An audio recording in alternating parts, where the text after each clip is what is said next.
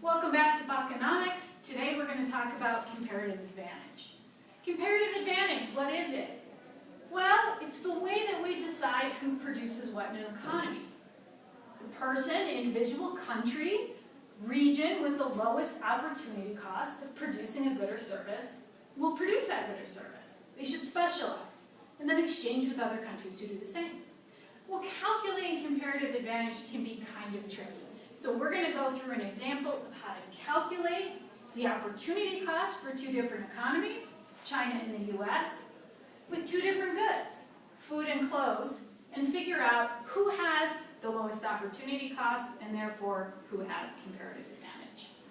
So let's start out by talking about food and figuring out what the opportunity cost for each of these economies would be to produce food in terms of the amount of clothing they have to give up in order to produce food. So we start out by calculating opportunity costs for food, first for China and then for the US. What you're looking at here, these numbers inside of this matrix, is the number of labor hours that it takes to produce one unit of that particular good. So in this case, we know that it takes China 2 hours to produce 1 unit of food and 6 hours to produce 1 unit of clothing. And so if we need to calculate the opportunity cost for China to produce food, it's going to come in terms of clothing they can no longer produce with those labor hours. So if China uses 2 hours to produce 1 unit of food, how much clothing could they have produced in that same amount of time? Well, it takes 6 hours to produce a whole unit of clothing. That 2 hours would then produce a third of a unit of clothing.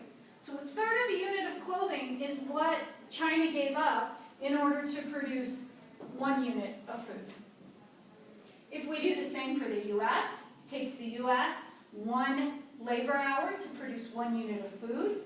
If they applied that labor hour to making clothing instead, which takes 5 hours to produce 1 unit of clothing, how much clothing could they have produced? Well, it's a fraction of 1 unit.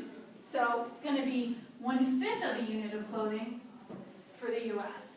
Who has the lowest opportunity cost? Well, in this case, for the production of food, it's going to be the US who has comparative advantage.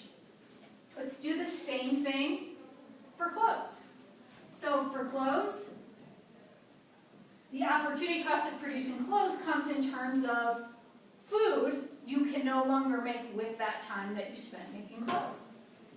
So it's going to come in terms of food foregone. That's the opportunity cost. It's what you gave up. It's the next best thing you could have done instead.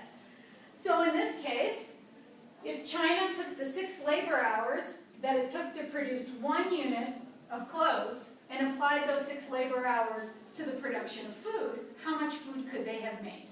Well, they could have made 3 units. Let's do the same for the US. The US took that 5 labor hours to make 1 unit of clothing and applied it to the production of food. How much food could they have made? Well, that's going to be 5 units. So who has the lowest opportunity cost in the production of clothes? It's going to be China. So what this says is that the US should specialize in the production of food, and China should specialize in the production of clothing, and we should trade with each other. This is specialization and exchange. And through specialization and exchange, what we know is everybody ends up with more of everything when we focus on the goods in which we have comparative advantage. Now, this calculation isn't done in real life. In real life, the mechanisms inside economies sort out comparative advantage, who should make what. So this calculation is only to help you learn the concepts. It's not something that's actually done in the real world. I'll see you next time on Economics. How long is it? It's 4 minutes and 40.